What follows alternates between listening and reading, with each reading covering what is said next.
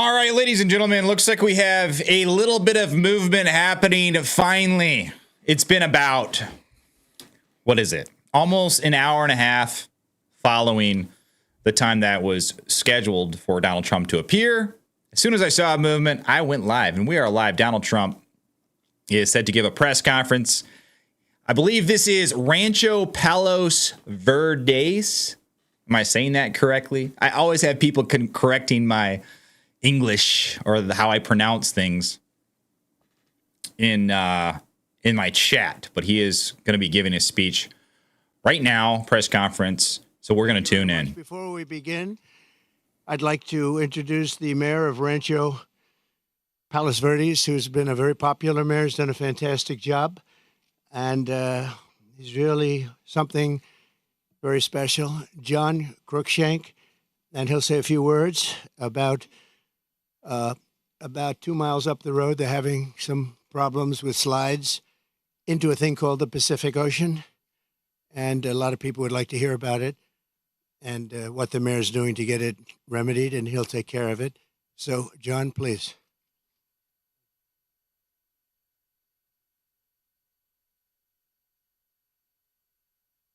Well, I was only expecting to come speak with the president today, and he's gracious enough to invite me to speak to you all, which is an important moment for the city of Rancho Palos Verdes. In 2002, the Trump golf course opened up here, and they've been a great business here in our community. As the president mentioned, our city has been having a lot of issues with a landslide that's less than a mile from here. We have about 600 homes, several thousand residents that have been affected. They've lost power, gas, and it's been moving at an unprecedented rate for the last couple of years because of the rain. We believe we can solve the problem, but we really need the assistance of the state of California and the federal government. We have solutions out there for that, but the problem is bigger than the city of Rancho Palos Verdes, and so it's important that we get the attention and the help of the people of California and of the federal government. So I'm here to thank the president of having me here today. Obviously, I'm a tiny bit nervous. This is a very big deal. Oh, thank you. So anyhow, we very much appreciate you all being here. And of course, I know you're here for the president, but covering what's going on in our city is really important. And it's meant a lot to our community of 42,000 people. So thank you so much.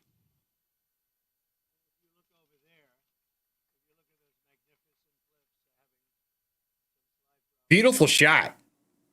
I believe this is at Donald Trump's golf course. We really can't hear. Let me see. Let me bring up RSBN maybe. So far, Oh, now we can kind of hear it. See the help of the state government and the federal government, and so far they're missing in action. Okay? Thank you. Thank you very much. Appreciate it.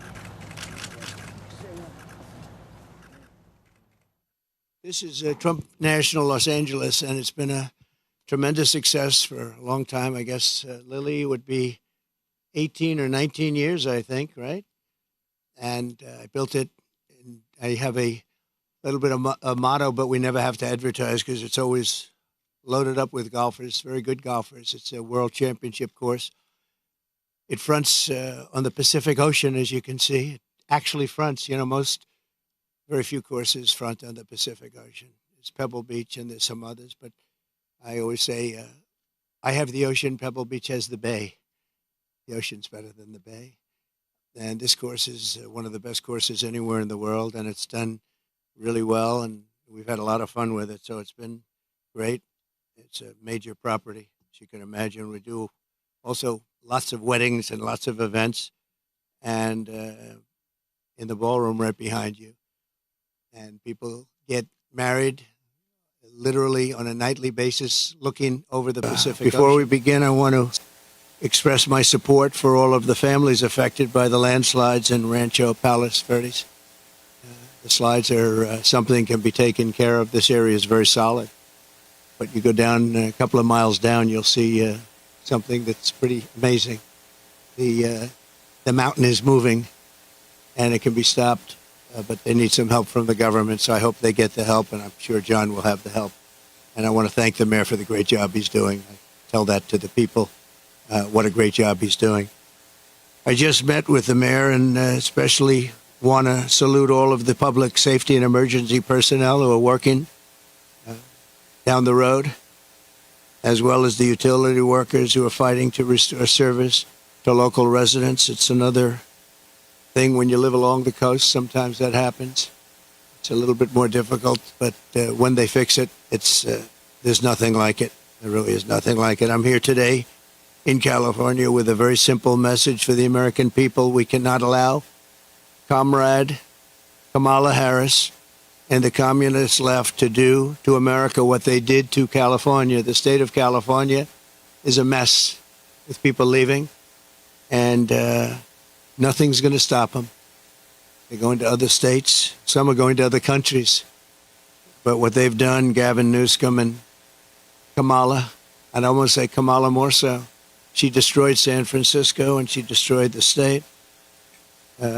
When you look at the kind of destruction that's taken place, it's all man-made or woman-made destruction too. It's things that should have never happened, but we're not going to let that happen with 4 more years of her in the White House, because if you have what happened to this country as what they allowed to happen in California and San Francisco, one of the great cities of the world 15 years ago, and today it's not in a very good position, to put it mildly, and this state, which is probably the best piece of real estate in the world, the state, you have the sunshine, you have the ocean, you have everything, you have the perfect weather, the best weather, and they've hurt it so badly, so badly. Decades ago, San Francisco was known as one of the most beautiful cities anywhere in the world. A friend of mine, a friend of a lot of the people here, Bob Tisch, used to say San Francisco is the best city in the United States, the best city there is. And he passed away a number of years ago, but he wouldn't believe it. He used to always talk about San Francisco as our greatest city. He owned Lowe's, good company, great company. And he would say it constantly, and now you see what's happened. And it can be brought back, just like our country can be brought back, because we're a nation in decline. The decline of this whole state is one of the sad chapters in what's gone on with the radical left lunatics that we have to put up with. As the San Francisco district attorney, Kamala was the godmother of sanctuary cities. She was right out there at the forefront, and also the movement of defunding the police. She was there right at the beginning. She boasted, quote, "We are a sanctuary city and we always will be." Well, they're sanctuary cities of crime. One of the people that Kamala gave sanctuary city to and put in as DA was Edwin Ramos, an illegal alien MS-13 gang member who savagely murdered a father and his 2 sons after mistaking them for members of a rival gang. She knew this, and she came to his defense. He had previously been arrested for robbing a pregnant woman and killing many, they say. Kamala refused to get him out of our country, and he went on to do very significant damage. She also gave sanctuary to illegal alien Ronnie Aguilera, who murdered a 14-year-old boy, nearly decapitating him with a sword. He enjoyed watching this take place with a sword by his hand. Kamala launched her tenure as DA with a San Francisco police group described as a, quote, fire sale for plea deals. They made plea deals. The only one they don't make a plea deal with is Trump. They go after their political opponent, especially when they haven't done anything wrong. You saw more charges were dropped yesterday in Atlanta, Georgia. It's all politically inspired. It's all against their political opponent. We won the case in the big case. They said the big case. I've completely won that case. The documents case in Florida. Case was thrown out with deranged Jack Smith, deranged prosecutor, that if he devoted his efforts to violent crime and to the border, which they should have, would be in a lot better position as a country. In one sweetheart deal, Kamala gave only 12 years to a monster known as David Taylor, who got high on crack and murdered a 65-year-old mother with a hammer and a pair of scissors. He wanted to come out, and she wanted to get him out as quickly as possible. In another plea deal, she gave only 6 years to a man who killed a disabled veteran with a knife and then left his body to rot in a bathtub. Kamala refused to seek the death penalty for a gang member who murdered San Francisco police officer Isaac Espinoza during a traffic stop, very innocent traffic stop. She didn't have the decency to call his family, never did, to explain her decision. Why would you do this? Why would you give such leniency to somebody that just killed the police officer, but her son? This was a major reason why the San Francisco Police Officers Association has refused to endorse her in every single race since she became district attorney. The police don't endorse her. And she's got virtually no endorsements now, but I have almost every police group in the United States. We just got the endorsement of almost 400,000 police. You saw that the other day. The Fraternal Order. And it's the largest police group in the country. But we have the endorsement of every sheriff, just about every single police group in the United States. And unadulterated, they are so happy to endorse. After Kamala Harris and Gavin Newsom took charge of San Francisco, homelessness increased by over 200%. While Comrade Kamala Harris was Attorney General of this state, murders rose significantly. Car thefts went through the roof. Gun assaults rose at levels never seen before. And forcible rape went up by much more than the 73% that they reported. As Attorney General, she defined child sex trafficking, assault with a deadly weapon, and rape of an unconscious person as nonviolent crimes. She put them in a new category as nonviolent. Now, as Vice President, she's facilitated the largest wave of sex trafficking and human trafficking in history, the history of our country by far. And in case you don't want to write about it, but you should, because there can be no bigger scandal than this, we have, under this administration, 325,000 migrant children are missing. 325,000. In other words, take your biggest stadium in California and you could fill it up 5 or 6 times. Those are all missing children. Many of them are dead. Many of them are sex slaves and slaves of different nature. But her destruction of the law and order in California did not end there. In 2020, Kamala Harris proudly endorsed defund the police. We're going to defund the police. Anybody that was even in favor of defunding the police for 1 month, let alone her entire career, should never be president of the United States. She supported a plan to cut the LA Police Department by at least $150 million and ideally more. This is when your crime in LA was reaching very significant heights. Today, it's at the highest level it's ever been. Harris also endorsed the Marxist, Soros-backed prosecutor, George Gascon, to be district attorney of Los Angeles. And with Kamala's support, Gascon has unleashed hell upon the residents of Los Angeles, absolute hell. Kamala supported Gascon's decision to stop prosecuting criminals for trespassing, disturbing the peace, making criminal threats, loitering to commit prostitution, and resisting arrest. And these are some of the best areas in your state. They were left alone. They were protected by him, actually protected by him. They've been trying to get him out for a long time, but she helped. And this is where she's coming from as president. This is where she's coming from. This is why all of her policies changed. She was anti-fracking. She was anti-everything. And all of a sudden, she changed.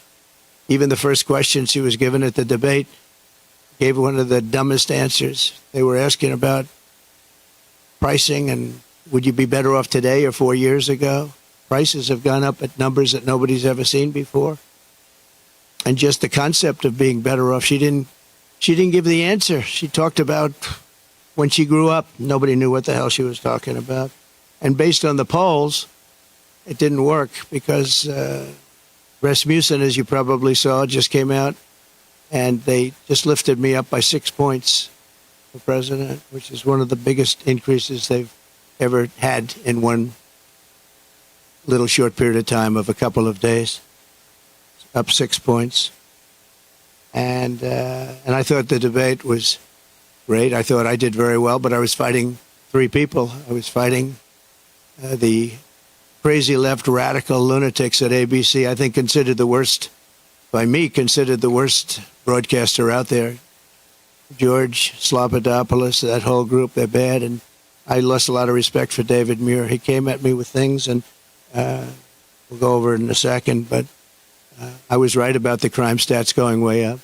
The fact is the FBI didn't report them, and we're able to keep the stats essentially flat.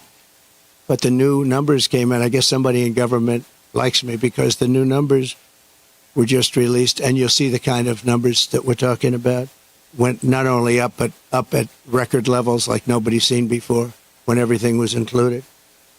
And thanks to Kamala, since 2020, crime and drug overdose deaths here have skyrocketed by 40, 50, and 60%. And murder has reached an all-time high. We don't want this for our country. That's why I'm doing this. I don't like doing this, other than I know you all have the nicest view you're going to ever have. But somebody's got to explain this one. This is a radical left, Marxist, communist, fascist. As border czar, she then launched a colossal invasion of California's southern border. Just yesterday, the Wall Street Journal reported that a Venezuelan gang is expanding its deadly reach in the United States. First sentence of the story begins, U.S. law enforcement officials have watched with alarm the spread of a Venezuelan gang known for dismembering people. Dismembering people, right? Dismembering people. From Chile to Colombia, they're all over the place. Now they're in our country. They're known as MS-13. They're considered the meanest, toughest gang in the world. In Long Island, not so long ago, two young 16-year-old girls were walking to school, and they carved them up with a knife. They killed both of them. They carved them up with a knife. They didn't want to shoot them. And we got them out. I got them out so fast, and we did a big number. And I wanted to thank ICE while I'm at it, because ICE has been unbelievable. Border Patrol has been unbelievable. And she wants to get rid of ICE. She wants to dismember ICE. She wants to take them out. And if you didn't have ICE, you'd have a problem in this country. ICE would go in. I remember in Long Island with us, they had a gang that was brutal, MS-13 gang. They came out of prisons from different places. And they formed, for whatever reason, Long Island seems to be a place. And I'll never forget the scene of ICE going into a rat's nest, they call them, when you have a lot of them together, rat's nest. And they walked into that nest, and you just saw arms and fists and feet. Everybody was flying. And 3 minutes later, he saw it. 3 minutes later, they walked out with these guys, dragging them out by their feet and throwing them into paddy wagons and bringing them into jails. And then we got them out of the country and moved them back to where they came from, which Obama was unable to do when he was president. Obama was unable to do because the countries wouldn't participate. They wouldn't allow him back. But I called those countries, three of them. Guatemala, take a look. Mexico, too, to a large extent. And I think probably the worst of all, we had four countries. Colombia was rough. We had four in South America. But the South America is no longer the problem. We have bigger problems elsewhere. Guatemala, a lot of problems in Guatemala. A lot of bad people coming out. We called, I said, let me speak to the president. I told him, you're not getting any more foreign aid. We got $750 million a year. I said, no more foreign aid. Why? Because you send people over in caravans and you won't take them back, and they're criminals, and we don't want them in this country. And you wouldn't take them back with Obama. They would put planes on the runways, big planes on the runways, so you couldn't land the planes loaded up with prisoners. And I said, that's okay. You can keep doing it. We're not paying you 10 cents. And they called me back 20 minutes later, one of them the next day, three countries. And they said we would be honored to take MS-13 back. We like them very much. We're wonderful people. And we got them out by the thousands and thousands. We got them out. And that I attribute to ICE and Border Patrol. They're incredible people. Not only is Comrade Howard, I mean, if you take a look at this, but not only is Comrade Kamala allowing illegal aliens to stampede across our border, but then it was announced about a year ago that they're actually flying them in. Nobody knew that. They were secretly flying in hundreds of thousands of people. Some of the worst murderers and terrorists you've ever seen. They were taking anybody that wanted to come in. And they're flying them in. So when they tell you about their borders a little bit better than it used to be, they only did that for election reasons. Not good, but it's a little bit better. But they don't tell you that the flights are still coming in here, bringing in thousands and thousands of illegal aliens. And they're being dropped into the midsection of our country. Because all states are really border states right now. And I'm the border president. I solved it in 2016, probably got elected because of that in 2016. And really, there was nothing to do in 2020. I said to my people, I want to talk about the border, what a job I did. They said, sir, nobody cares you did it. It was good. We went from a terrible border to a great border very quickly. I did a great job. And then I come in and I look at what's happening now, and the only difference is that the border in 2016 was 1/20th what it is now. We have the worst border in the history of the world. There's never been a border like this. And I want to be the border president, and I hope you call me the border president, because I'm going to show you what a border security job we can do, and we're going to do a job like never has been done before. There's never been a border like this. I believe the real number is 21 million people are here, and many are thugs, criminals. And remember this, if you go to South America and if you go to these countries that have taken their prisoners out of their jails to empty their jails and dumped them into the United States like we're a dumping ground, you're going to see their crime rates have gone down by 50, 60, 70, and 80%. If you look at Caracas, Venezuela, they took their criminals and drug dealers and rapists off the street and they dumped them into the United States of America. Dumping ground, they call it. We're a dumping ground for Venezuela because we have stupid people running our country. And you think Biden's bad? This one's going to be worse than Biden. Over the past 3.5 years, Kamala has resettled 500,000 illegal migrants from Haiti into American communities, including over 200,000 who Kamala has illegally flown into the United States by airplane when they couldn't get through the border because the border guards backed up. They were refusing to let them in. They don't want it. They love this country. They're saying, well, you can't do this to our country. They flew them in right over the top of the border guards, and they're doing it right now. They're doing it right now. In Springfield, Ohio, 20,000 illegal Haitian migrants have descended upon a town of 58,000 people, destroying their way of life. They've destroyed the place. And people don't like to talk about it because even the town doesn't like to talk about it because it sounds so bad for the town. They live there. They're proud. They love the town. For years, it was a great place, safe, nice. Now they have 20,000, and I actually heard today it's 32,000. It's the new number.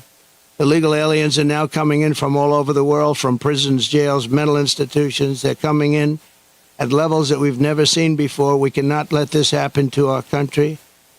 And I will be your border president, and I hope you call me a border president. I never thought I'd have to say that again because we fixed the border, and now it was 100% beautiful. And that includes fentanyl and drugs and everything else. We had it fixed, and now nobody's ever seen anything like it. And I guess they want to do it because we built hundreds of miles of wall. And we had hundreds of miles, I said, after we completed, much more than I said I was going to complete. And it had a huge impact. But after I completed it, we had all of this wall to be put up. It could have been put up in 200 miles, could have been put up in 3 weeks, would have been totally sealed, and much larger than I originally said, but it worked so well. We were doing so well. And not only didn't they put it up, they sold much of it for 5 cents on the dollar. Very expensive wall, has wires inside of it for technology. hardened steel, hardened concrete, and rebar. They wanted all three. I did it as per the Border Patrol. I disagreed with the look. They said, sir, this is the only way. We had to put a anti-climb panel on top. The panel on top is an anti-climb panel. I said, I don't like the way it looks. They say, I know, but it stops people from climbing. I said, all right, we'll do it the way you want.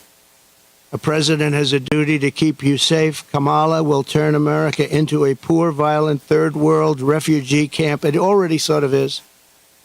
We have elections that are a mess, and we have a border that's the worst of any border ever in the world. There's never been a country ever in the world that's allowed 21 million people to come across in a short period of time.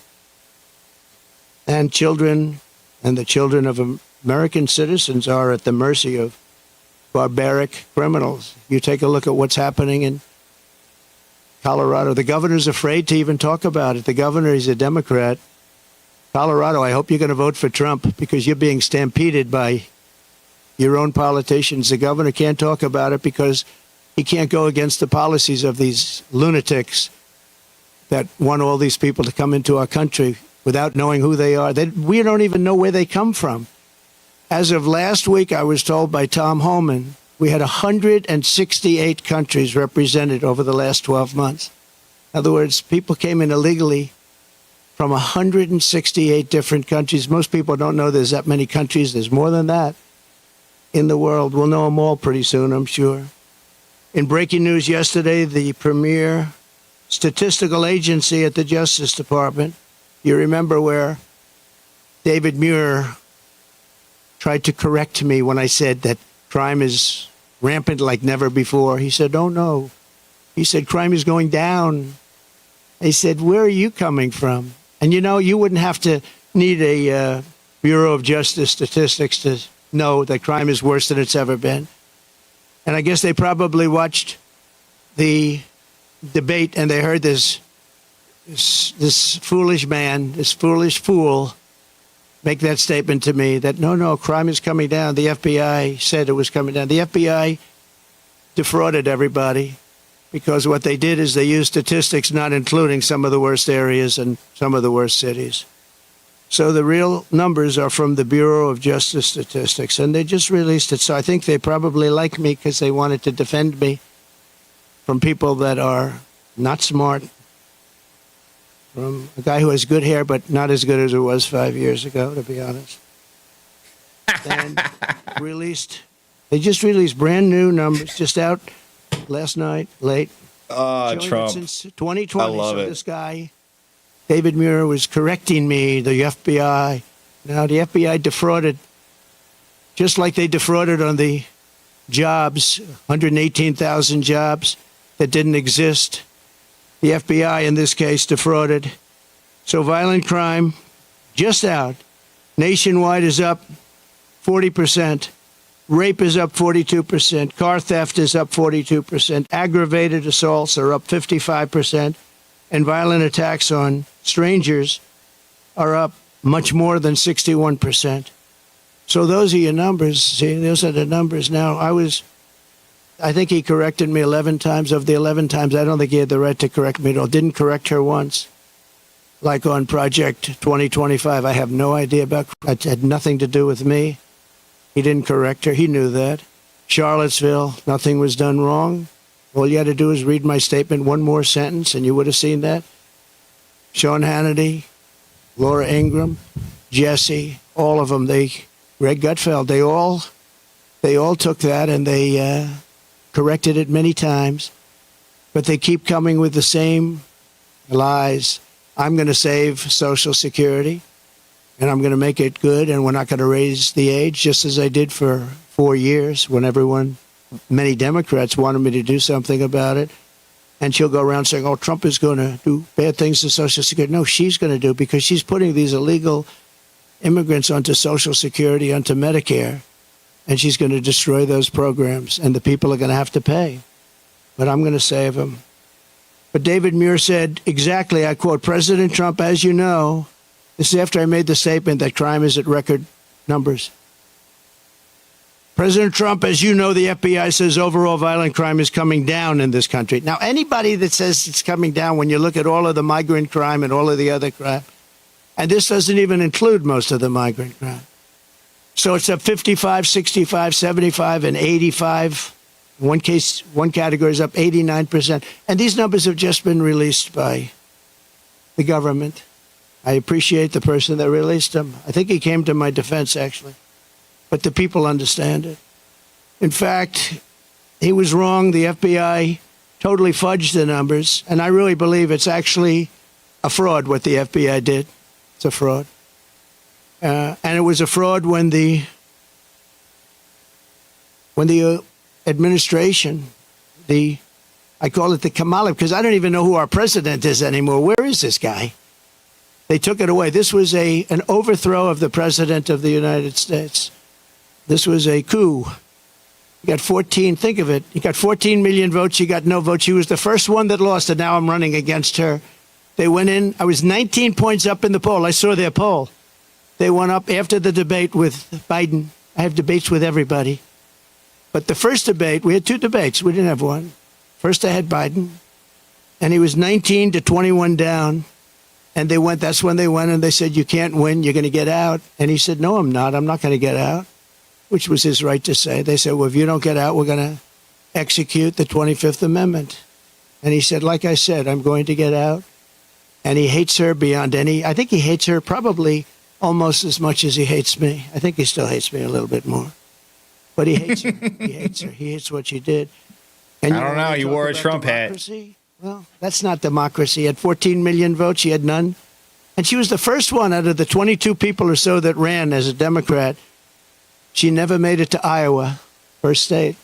She never made it to Iowa. She was the first one out, and now she's running. So you tell me how that works. They wanted to be politically correct, that's all. But we're not going to let her destroy our country. In fact, the David Muir character, he's lost so much respect. Everyone's talking about him. He's a joke. And ABC News is a joke, too. But most of the fake news is pretty much of a joke. He said that the FBI, and he didn't know this, I guess, at the time. He probably did. But the numbers and the cities that weren't included in those numbers were Chicago, Los Angeles, San Francisco, Oakland, New Orleans, and many others of similar crime numbers. In other words, so they didn't include the worst crime numbers in the country. Look at those numbers. Chicago's not included. Los Angeles not included. So they could say the numbers are flat, but they didn't include the big boys. And that's a fraud on the public. And as I said, it was a fraud also, just like with the so it's 818,000 jobs that they said existed that didn't exist. And they thought they could hold the number off until after the election, anytime after November 5th, but that didn't work out because they had a whistleblower that released the numbers. And then you have Kamala's claim that she worked at McDonald's. She never worked at McDonald's. It's a lie. They went in, they investigated it, and the fake news won't report that. They won't report it. The only one that reported it was Fox, but the fake news won't. She never worked at McDonald's. She said she stood over those French fries when they were being fried, and it was so tough work. She never worked there. She's a liar. She's a liar. But the fake news ought to report she's a liar, because that sounds like a little thing, but it's a big thing, because it tells you they lie. They lie about everything. They lie about statements on the military. Nobody loves the military more than me. She got up today. She said things that were just lies. She's just made up. What's bad for Trump? Oh, this would be, say something bad about the military. Oh, he said bad about the military. Just like McDonald's. A total lie. It's the way they do it. And her VP choice, I think, will go down as a catastrophic choice. Now, maybe I'll be wrong. I'll let you know on November 6th. But I can't believe that that guy is an asset. They had other people that would have been. Comrade Kamala Harris and the communist left have also destroyed the economy and the quality of life all across this state and all across our country. As vice president, what she's done to our country is not even thinkable. California has the highest inflation, the highest taxes, the highest gas prices, the most illegal aliens, the most regulations, the most expensive utilities, and it ranks as the third worst state to start a business. It also has the most people leaving it. I love this place. Look at this. I own this. No partners, no mortgage, no nothing. I own it. And I'm talking so badly about the state. It hurts me to do it. I would never do this except for the fact that I'm running for president and I want to save the country. So I'd rather sacrifice this than lie or not speak. But think of it. I'm knocking the hell out of the state of California. I'm saying how bad she was and what a bad job she's done. What a horrible Governor Newsom has been. He's been horrible. So many people leaving. And I'm hurting my own property. And that cost me lots of money. But it's okay, because this is unimportant compared to saving the United States of America. So I do it for that reason. But those are the numbers, what Kamala Harris's policies will do to America. The cost of living here is nearly 40% higher than the national average. And the cost of housing is 97% higher. And the national average is through the roof. And it all took place in the last 3.5 years because I had no inflation, essentially no inflation. And it stayed that way for 2 years. So it wasn't like, oh, gee, it was ready to pop. No, we had it done. We had it down to a science. We had no inflation, 1.4%, which is perfect. That's better than no. That's a perfect number. If you go to the economist, they said, because you want a little bit, but you don't want much. It's a perfect number. It was perfect. The country was perfect. We were drilling. We were taking it out. Now we're buying our oil from Venezuela. It's not even believed. It's interesting. They give him billions of dollars now, Maduro, the dictator. I call him the owner of Venezuela. They give him billions and billions of dollars, but then they foreclose on his plane. They take away an old junky plane. It's not a good plane. They take away an old junky plane. And I said, well, it's okay. He'll buy a much better one. We give him, think of it, a country takes away his airplane, but pays him billions of dollars for their oil, which is the worst oil on the planet. It's tar. And it has to be refined. There's only one plant in the entire world that can refine that junk. And you know where it's located? In Houston, Texas, for the environmentalists. So Houston, Texas is refining tar, and that stuff is going up into the air. It's the only place in the whole world that can refine that very bad stuff. The state is rapidly going busted with a record $68 billion budget deficit last year, $68 billion deficit for a state. And the government is so incompetent that it cost $1.7 million to install a single public toilet in San Francisco. They built a toilet for $1.7 million. And it's not even nice. I saw pictures of it. I built this whole thing for less than that. Unsurprisingly, more Americans are now leaving California than any other state in the union, and over 500 companies have left since 2020. It hurts me to say it. Look, I have this unbelievably valuable asset, and here I am knocking the hell. I'm sitting here thinking, and I know this, I've known it for every time I speak badly of New York. We have a very bad attorney general there. She's a political hack who got elected saying, I will get Trump, I will get Trump, I will get him, Letitia James. And they had a phony case where they value a house that's worth $1 billion to $1.5 billion at $18 million. The judge was corrupt. And she's corrupt, very corrupt person. It's a political hack. And then we have the other cases that they're all headed up by the White House. They sent their people in, one person in particular, but they sent their people in to head up the cases in the state. They sent their people in from the DOJ in Washington, highest officials, to go to Letitia James, work there, get that started, and then go to the DA in Manhattan. But I think the appellate courts are going to see what's happening. I really do. I believe in that. But it's hurting New York because businesses are moving out of New York because of it. They used a consumer fraud statute, which has never been used before for this, to get me in New York.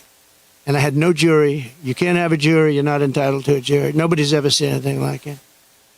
But I'm sure, I feel sure that the appellate courts will come in and defend, because otherwise our country is finished. Thing like that can happen. And no company wants to move into New York because of it. Very, very bad for New York.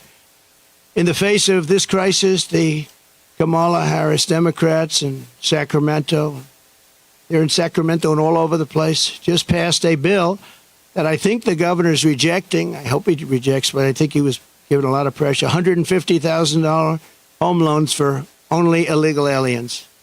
But the fact that it even passed, I would imagine he'd reject it if he hasn't already done so. They also passed a law that allows state authorities to take children from their parents if they don't, quote, affirm their child's gender identity.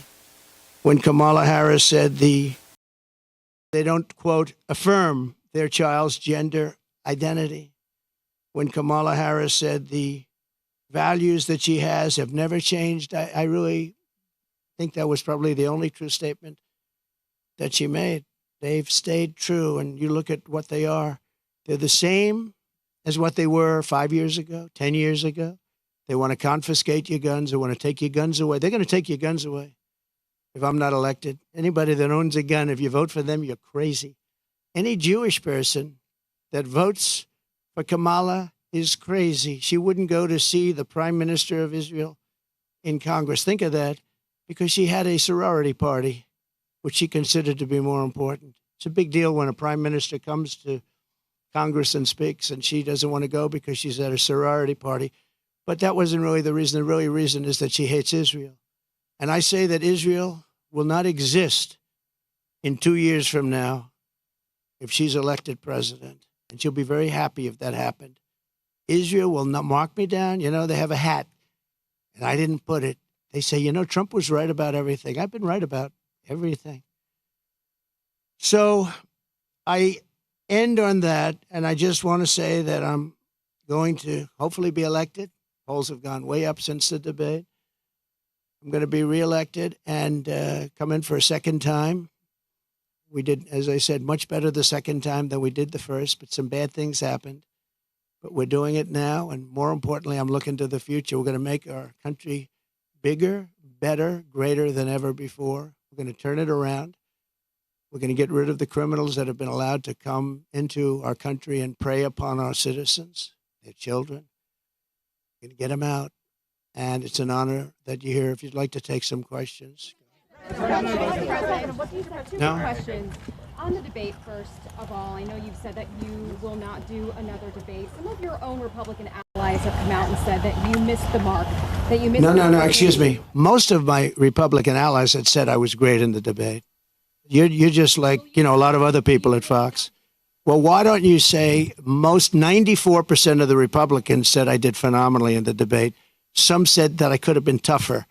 I don't know how I could have been tougher when I said he's the worst president and she is the worst vice president in the history of our country. 94% of the Republicans, and the only one that wouldn't, maybe a Mitt Romney or somebody like that. But we've gotten great praise for the debate. And based on the polls, like Rasmussen being up 6 today, the first poll out, based on the polls, obviously, I did well in the debate. Also, based on the debate polls, where I sometimes had, in one case, 92% win. So, you know, look, you come from Fox. You shouldn't play the same game as everybody else. Go ahead. Go ahead. What would you say to your Republican colleagues or your allies who are concerned about your close relationship with Laura Loomer? Well, I don't know what they would say. Laura's been a supporter of mine, just like a lot of people are supporters, and she's been a supporter of mine. She speaks very positively of the campaign. I'm not sure why you asked that question, but Laura is a supporter. I don't control Laura. Laura has to say what she wants. She's a free spirit. Well, I don't know. I mean, look, I can't tell Laura what to do. Laura's a supporter. I have a lot of supporters. But I don't know what exactly you're referring to. That's okay. Yeah, please. I just don't know. Laura's a supporter. I don't know. She is a strong person. She's got strong opinions, and I don't know what she said, but that's not up to me. She's a supporter. Please.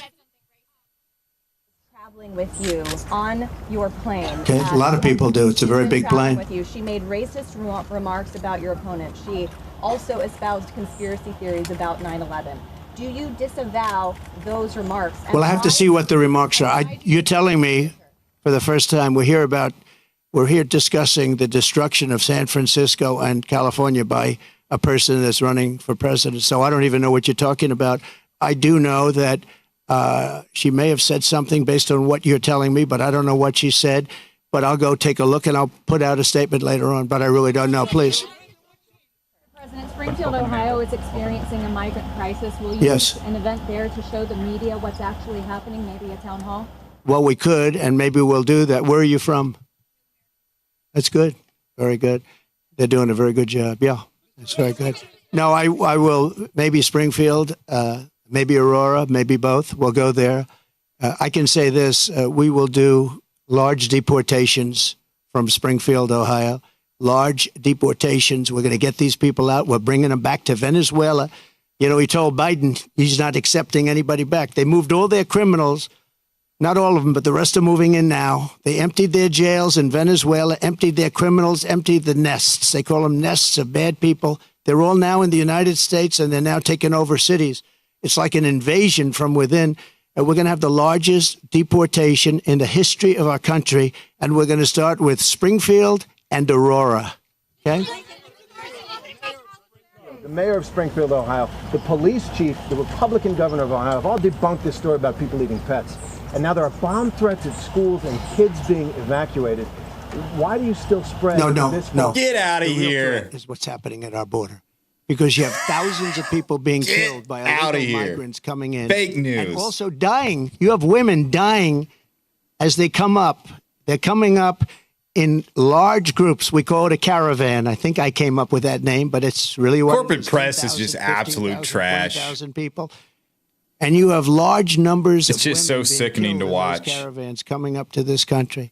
And then when they get here, they can go into the country and they end up being sex slaves and everything else. Those are your real problems, not the problem that you're talking about. Yeah, okay. Quick question. So you just said that you'll carry out the largest mass deportation of illegal immigrants. How are you going to have, for example, Governor Gavin Newsom or officials in sanctuary cities comply with that? Well, you know, if you go to the people of California, they don't want to have sanctuary cities anymore. They're tired of sanctuary cities. Sanctuary cities are really blocks that protect bad people from deportation and other problems. And they're going to do it. And our federal government has tremendous power. But we're not going to let states, even like California, even though I know it's largely a sanctuary state, essentially, but we're not going to let that happen to the people of California. They want these people out. They're just as scared as everybody else. The people of Ohio are scared. The people of Colorado, you have a governor there who's very weak. He doesn't know what to do. And he doesn't want to talk about it. A lot of it, as per your question, they don't want to talk about what's happening. They say it's so bad for the city. Let's not go public. Let's live with it for a little while. Maybe it'll go away. It's not going to go away. It's going to get worse. It's going to get so bad. You know what we're experiencing now is... I like that idea, Dr. Insomnia. 21 That'd be million awesome. people that have come in. They're just getting settled in. It's going to get much worse. It's going to get worse at a level like nobody's ever seen before. Go ahead. Follow-up question regarding the economy. We're seeing more and more companies are shipping their jobs overseas, but Yeah. even for white-collar jobs, right. they're having problems with that. We've been seeing mass layoffs. How would you prevent these white-collar jobs from being By lowering taxes and regulations. And what they're doing is they're seeing that every time it looks like Kamala's doing well, companies want to leave. Stock markets go down. The stock market, there's a great gentleman, Scott Bessent, who is one of the top Wall Street people. He said the market's only up because they all think that Trump is going to get elected. We had a great stock market. Even with COVID, we ended up handing over a market that was higher than previous to COVID or the China virus coming in. No, we are going to make sure that the taxes are going to stay where they are and or come down, ideally come down, both for the middle class and for corporations, because corporations put the people to work. We had the best numbers in the history of our country, by far, not even close. And there are companies leaving because they cannot stand what's happening right now to our country. And one of the reasons I'm doing this today is to let them know you're not going to have to leave because we're going to take care of the problem. They have a tremendous crime problem. Like if you're in Los Angeles, look at the crime numbers. And then you have the FBI lying about the numbers, saying the numbers went down. But anybody with common sense know the numbers are through the roof. I didn't know they were as high as they are. But think of it. How good is a person from a government agency that would release the numbers when they saw that I was unfairly targeted by ABC, and you could say by the FBI with false numbers. So I mean, I have great respect. I have to find out who that person is or who that group is, but I have great respect. Go ahead, one more. You okay? North Korea, Kim Jong-un, he just toured a uranium facility. The U.S. is saying that Iran is sending ballistic missiles to Russia. How, if reelected, how would you address the situation with our adversaries? I'll be able to make phone calls and solve most of the problems. I may actually have to meet a couple of times. But, you know, Viktor Orban, and you've heard me say this, but it wasn't long ago, he said the only way you're going to solve the world problem is Trump has to be president again. And I don't say it. I didn't say it. I sort of would be embarrassed to say it. But he said everybody was afraid of Trump. He said China was afraid, Russia was afraid, North Korea was afraid. Everybody was afraid. We had no wars. We defeated ISIS in 4 weeks, and they said it was going to take 5 years, right? The generals in Washington. I went there and met a great general and some great people, and I said, go to it. And he took them out in 4 weeks, 100% of the ISIS caliphate. I flew there. I flew to Iraq, to the field, and they took them out in a very short period of time, short order. We have a great military, but, you know, a great military needs a leader. If you don't have leaders, then you end up with Afghanistan, the worst withdrawal from a country in the history. Look, I've gotten to know great people. I went to Arlington at their request, and I stood, and I was with them for hours, and I stood with them. They did a ceremony, and then they asked me if I'd go down to the graves of their children. They called them their children, that they always will be their children.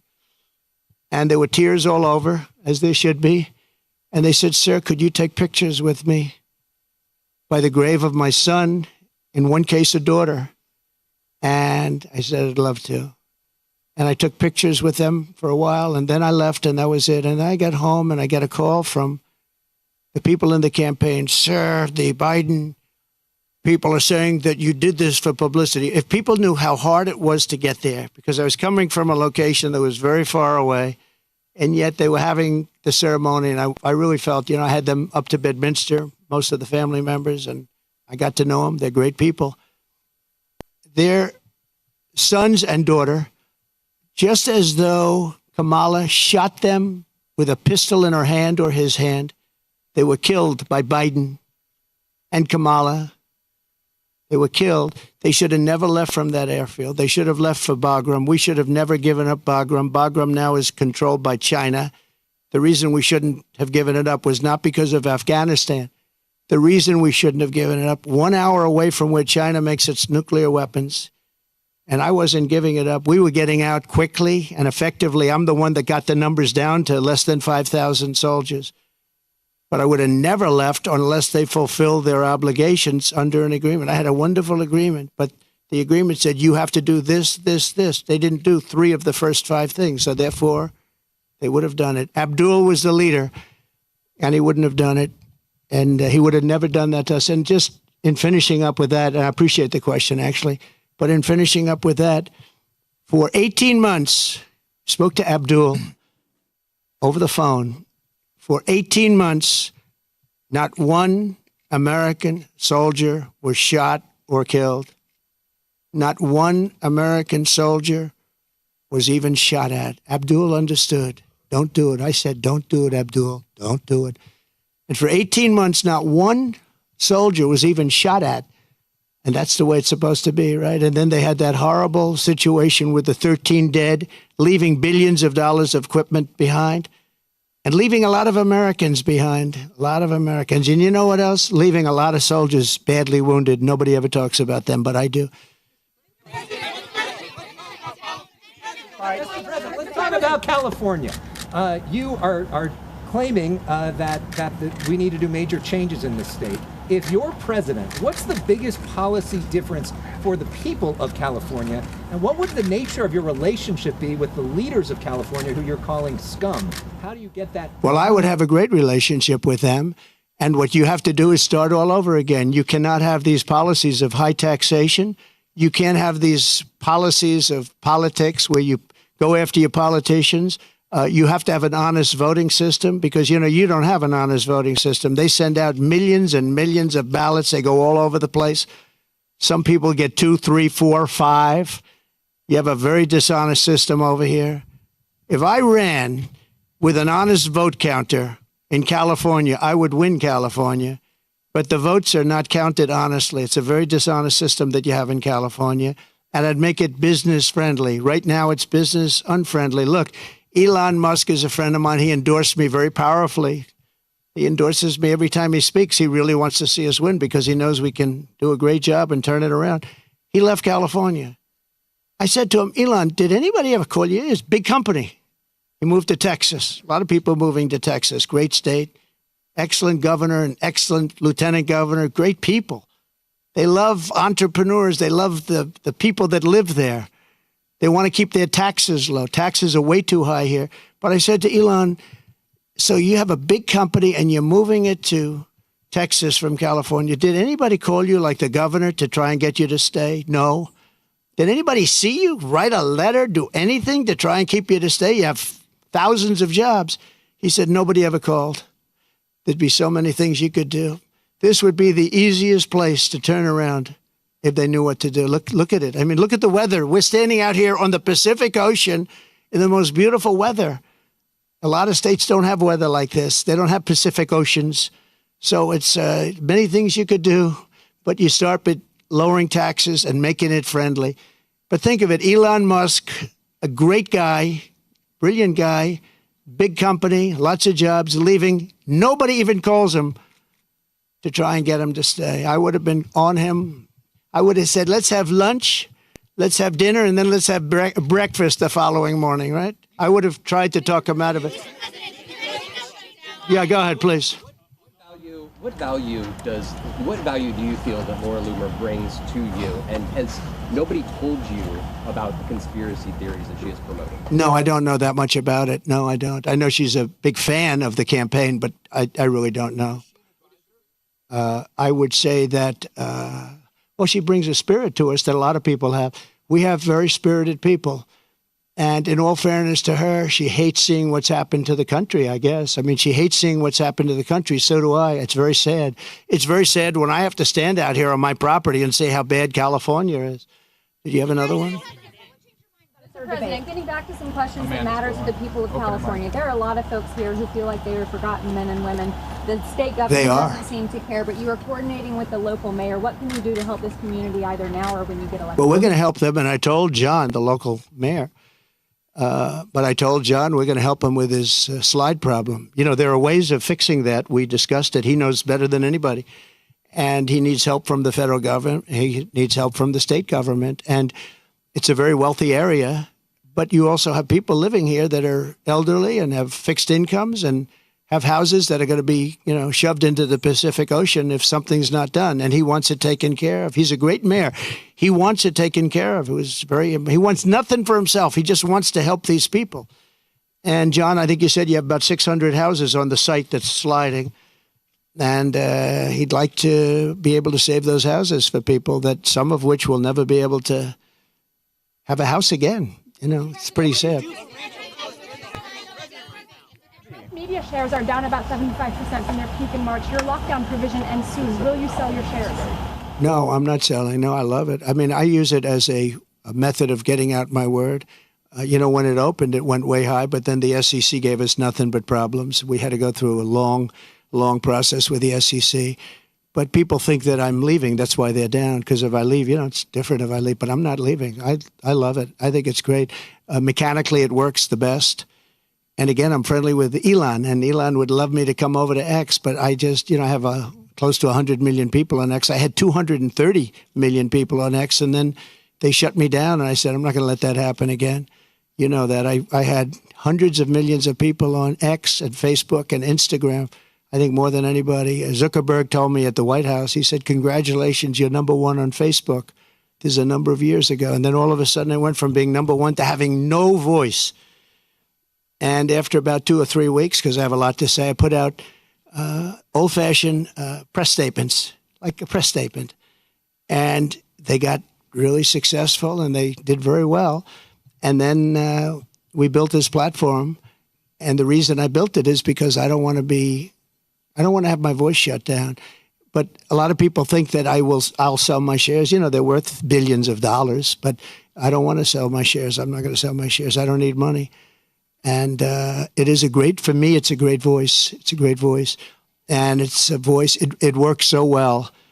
And we just won. As you know, we got final approval from the SEC. It took us a long time. And that really turned it off. You know, when I originally opened that stock, it went from about 2 to about 182. Did you know that? It was the biggest increase in the history of the stock market. I believe, I have to say I believe, because you're going to find one company, maybe more, who knows. But I believe it was the single biggest movement. And I think I was worth $61 billion from that one stock. And then we had nothing but problems with the SEC.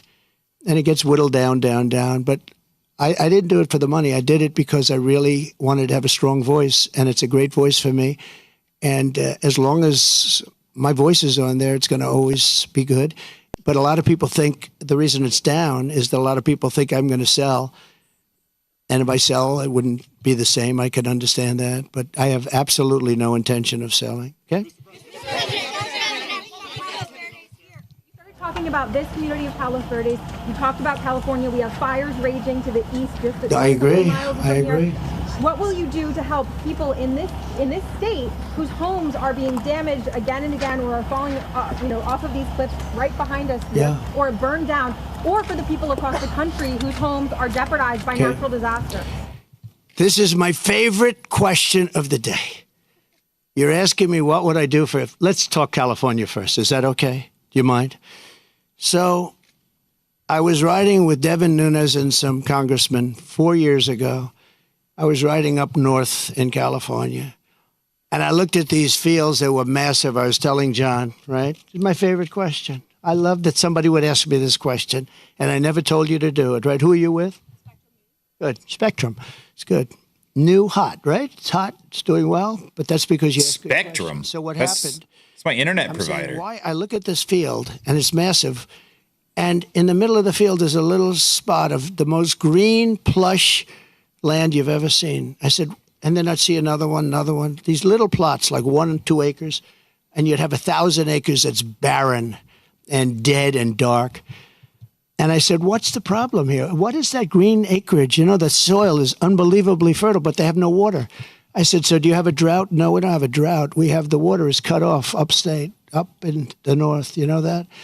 And the water, in order to protect a certain little tiny fish called a smelt, they send millions and millions of gallons of water out to the Pacific Ocean, way up north. Never even gets close to here. And in Los Angeles and Beverly Hills, all these rich areas, they want to give you like 38 gallons of water to use. You buy a house for a lot of money, and then you're allowed to use 38 gallons of water. But you have no water down here. And the reason you have no water, you have the canals. The reason you have no water is because Gavin Newsom didn't want to do it. I had it all done. I had the Department of Commerce at the time. Believe it or not, they're the ones that rule on this particular issue.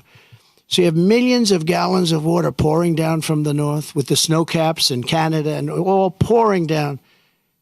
And they have essentially a very large faucet. And you turn the faucet, and it takes 1 day to turn it. It's massive. It's as big as the wall of that building right there behind you. And you turn that, and all of that water goes aimlessly into the Pacific. And if they turned it back, all of that water would come right down here and right into Los Angeles. They wouldn't have to have people not use more than 30 gallons and 32 gallons. They want to do that, they're trying to do that. And you have so much water, and all those fields that are right now barren, the farmers would have all the water they needed. And you could revert water up into the hills where you have all the dead forests, where the forests are so brittle, because no place is like California. I go to Austria. The head of Austria tells me, we have trees that are much more flammable than what you have in California. We never have forest fires because they maintain their forests. And you have all that water that could be used as water, what they call water flow, where where the land would be damp. And you'd stop many of these horrible fires that are costing billions and billions of dollars by the federal government, et cetera. So one thing I'm going to do for California, vote for me, California. I'm going to give you safety. I'm going to give you a great border, and I'm going to give you more water than almost anybody has. And the farmers up north are going to be able to use 100% of their land, not 1% of their land. And the water is going to come all the way down to Los Angeles, and you're going to have more water than you ever saw. And the smelt is not making it anyway. In fact, they make and grow smelt because it dies all the way up and down the line, and they put stuff that was Smelt. artificially made. Have you guys ever had smelt, So you're going to fried have water smelt? in California at a level that you've never seen. I've eaten it in before. Wisconsin the farmers before. are going to do great. Those fields are going to be all green Interesting. instead of 1% Kind of like a green. sardine. And maybe even more important, you're not going to have illegal immigrants pouring into your country and killing your family. You're not going to have the problems that you have right now. We're going to lower your taxes. We're going to bring the car industry back because your car industry is gone. We're bringing it back to Detroit at levels that you'll never see again. We'll bring it back to better than it was 30 years ago. But with this group, everything is dead. The automobile industry is dead. The water coming here is dead. And Gavin Newsom is going to. The voters are dead. And if he doesn't sign those papers, we won't give him money to put out all his fires. And if we don't give him the money to put out his fires, he's got problems. He's a lousy governor.